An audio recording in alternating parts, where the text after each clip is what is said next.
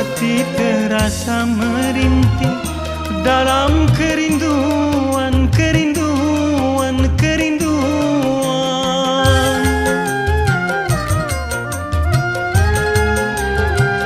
Akan ku kenang selalu saat perpisahan, dan masih aku rasakan kecupan bibirmu dengan derai air matamu.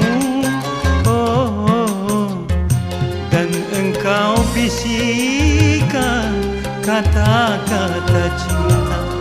Hanya harapan hatiku semoga bersabar dan tabahkan hati dalam penantian, dan tabahkan hati